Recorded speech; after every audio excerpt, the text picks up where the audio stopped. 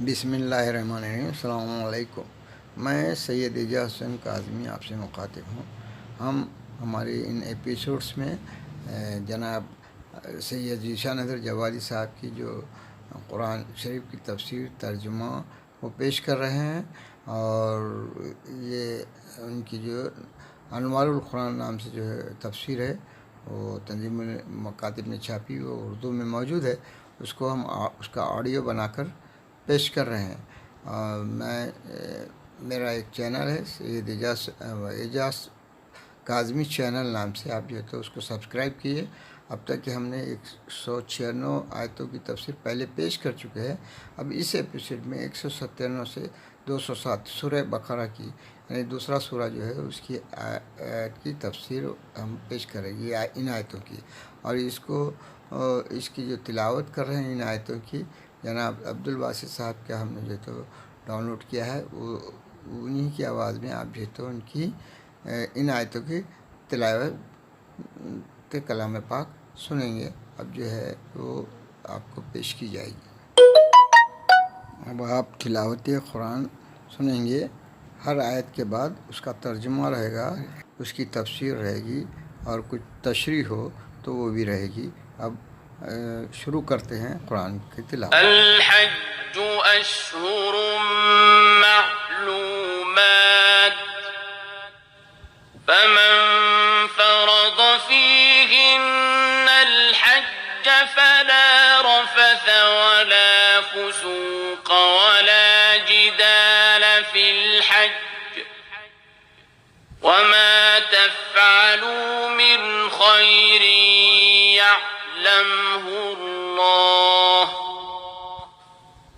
وتزودوا فإن خير الزاد التقوى واتقون يا أولي الألباب۔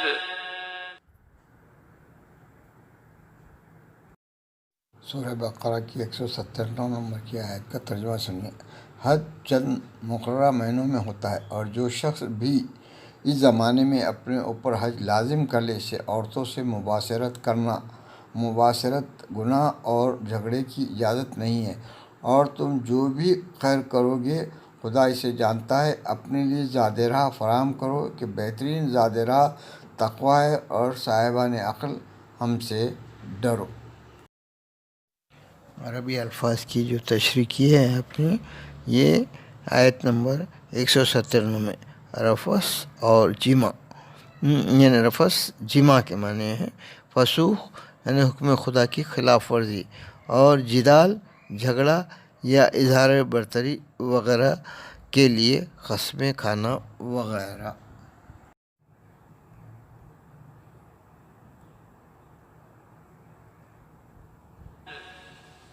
ليس عليكم جناح أن تبتغوا فضلا من ربكم فإذا أفضتم من عرفات فاذكروا الله عند المشعر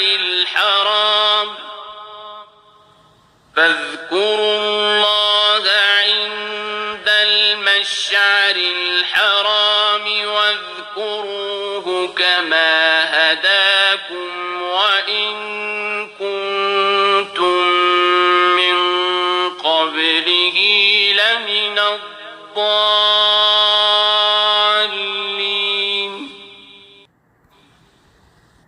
سورہ بقرہ کا 198 نمبر کی آیت کا ترجمہ سنیے۔ تمہارے لیے کوئی حرج نہیں ہے کہ اپنے پروردگار کے فضل و کرم کو تلاش کرو، پھر جب عرفات سے کوچ کرو تو مشعر الحرام کے پاس ذکر خدا کرو، اور اس طرح ذکر کرو جس طرح اس نے ہدایت دی ہے، اگرچہ تم لوگ اس کے پہلے گمراہوں میں سے تھے۔ آیت نمبر 198 میں جو فضل و کرم کو تلاش کرو، اس جملے کے اوپر تفسیر ایسی دی ہے مولانا نے۔ حج ایک مقدس عبادت ہے جس کے لیے انسان اپنے گھر بار کو چھوڑ کر مختلف زحمتیں برداشت کرتا ہے اور مختلف میدانوں میں پڑا رہتا ہے۔ زینتیں ترک ہو جاتی ہیں، آرام ختم ہو جاتا ہے، اہل و عیال چھوٹ جاتے ہیں اور انسان بظاہر صرف اللہ کا رہ جاتا ہے۔ لیکن اس کے بعد بھی کاروبار پر پابندی عائد نہیں کی گئی کہ انسان رزق خدا اور فضل پروردگار کی جستجو کرتا رہے، صرف اس بات کا خیال رکھے کہ اصل مقصد اس کے حضور میں حاضری اور تقوی و پرہیزگاری ہے۔ اسی آیت میں عرفات کے بارے میں آپ فرماتے ہیں، عرفات مکہ مکرمہ سے 18 کلومیٹر کے فاصلے پر طویل و عریض میدان ہے، جس میں 9 ذی الحجہ کو زوال آفتاب سے غروب تک وقوف کرنا ہوتا ہے۔ اس کے بعد مشعر الحرام کے میدان میں جا کر طلوع فجر سے طلوع آفتاب قیام کرنا ہوتا ہے۔ ان میدانوں میں کوئی خاص عمل نہیں ہے، صرف ذکر خدا اور دعاؤں میں وقت گزارا جاتا ہے، اور روایات کے مطابق توبہ استغفار اور قبولیت دعا کے لیے بہترین مقامات ہیں۔ الفاظ کی تشریح میں جو عرفات کے بارے میں آپ بتا رہے ہیں، بعض حضرات کا خیال ہے کہ جبریل امین اس مقام پر خلیل اللہ سے مناسک حج بیان کر رہے تھے، اور وہ بار بار کہہ رہے تھے عرفت شعور کے مادے سے ہے، جس کا مطلب ہی یہ ہے کہ اس مقام سے شعور قربانی و برات کے چشمے ابلتے ہیں۔ اس جملے کے بارے میں جو فضل من ربکم ہے، اس کے بارے میں آپ فرما رہے ہیں، حج بیت اللہ کے ساتھ تجارت کرنا اور روزی کمانا برا کام نہیں ہے، لیکن حج کو چھوڑ کر صرف تجارت کے پیچھے لگ جانا بعض اوقات آخرت سے غفلت کا سبب بن جاتا ہے۔ آیت نمبر 199 کی تلاوت سنیے۔ ثم أفيضوا من حيث أفاض الناس واستغفروا الله إن الله غفور رحيم۔ اب آیت نمبر 199 کا ترجمہ سنیے۔ پھر تمام لوگوں کی طرح تم بھی کوچ کرو اور اللہ سے استغفار کرو کہ اللہ بڑا بخشنے والا اور مہربان ہے۔ آیت نمبر 200 کی تلاوت سنیے بسم اللہ۔ فَإِذَا قَضَيْتُم مَّنَاسِكَكُمْ فَاذْكُرُوا اللَّهَ كَذِكْرِكُمْ آبَاءَكُمْ أَوْ أَشَدَّ ذِكْرًا ۗ فَمِنَ النَّاسِ مَن يَقُولُ رَبَّنَا آتِنَا فِي الدُّنْيَا وَمَا لَهُ فِي الْآخِرَةِ مِنْ خَلَاقٍ۔ اب آیت نمبر 200 سورہ بقرہ کی 200 نمبر آیت کا جو ہے ترجمہ سنیے۔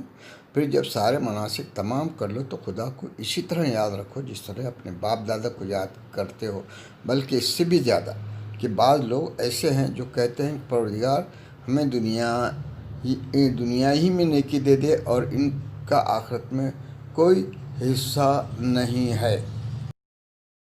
آیت نمبر 200 میں یہ جو جملہ جس طرح اپنے باپ دادا کو یاد کرتے ہو، اس کی تفسیر میں مولانا تحریر فرماتے ہیں، اسلام سے پہلے عربوں کا طریقہ تھا کہ حج کے بعد اپنے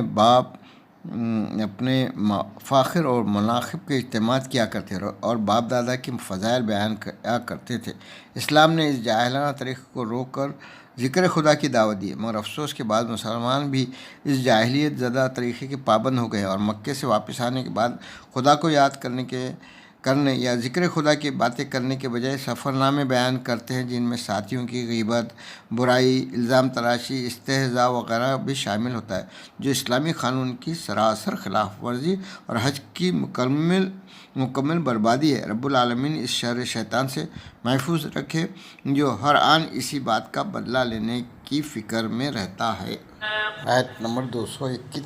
وَمِنْهُم مَّن يَقُولُ رَبَّنَا آتِنَا فِي الدُّنْيَا حَسَنَةً وَفِي الْآخِرَةِ حَسَنَةً وَقِنَا عَذَابَ النَّارِ۔ اب آیت نمبر 201 کا ترجمہ سنیے۔ اور بعض کہتے ہیں کہ پروردگار ہمیں دنیا میں بھی نیکی عطا فرما اور آخرت میں بھی، اور ہم کو عذاب جہنم سے محفوظ فرما۔ اس آیت میں آیت نمبر ایک کی تفسیر میں آپ فرماتے ہیں کہ بھئی جیسا یہ ہم لوگ ہوتے ہیں نا دنیا میں بھی نیکی اور آخرت میں نیکی، تو ان کے بارے میں فرما رہے ہیں ہم یہ دونوں کردار ہر دور میں رہیں، اور پہلا کردار ہر دور میں قابل مذمت و ملامت رہا۔ بعض لوگ اپنے اعمال کا اثر بھی یہی دیکھنا چاہتے ہیں اور انہیں آخرت کی فکر نہیں ہوتی۔ اسلام کی نگاہ میں یہ انداز فکر بے دینی ہے۔ نفس کمزور ہے تو دونوں جگہ کے لیے دعا کرو، صرف آخرت پر اکتفا نہ کرو۔ آیت نمبر 202 کی تلاوت ملاحظہ فرمائیں۔ أولئك لهم نصيب مما كسبوا والله سريع الحساب۔ اب آیت نمبر 202 کا ترجمہ سنیے۔ یہی وہ لوگ ہیں جن کے لیے ان کی کمائی کا حصہ ہے اور خدا بہت جلد حساب کرنے والا ہے۔ اس میدان کو مزدلفہ اور جمع بھی کہا جاتا ہے۔ یہ حرم کے حدود کے اندر ہے اور اسی لیے یہاں سے رمی کے لیے کنکریاں جمع کی جاتی ہیں۔ اسے مشعر الحرام کے نام سے بھی یاد کیا جاتا ہے۔ دنیا کی بہترین نیکی نعمت عافیت اور توفیق علم و عمل ہے، اور آخرت کی بہترین نیکی رحمت احسان اور عذاب جہنم سے نجات ہے۔ حسنہ کے بارے میں بعض روایتیں پیغمبر اسلام صلی اللہ علیہ وسلم کا ارشاد نقل کیا کہ حسنہ شکر گزار دل، ذکر خدا کرنے والی زبان اور مومنہ زوجہ ہے جو امور دنیا و آخرت میں امداد کر سکے، اور یہ بہترین مصادیق ہیں۔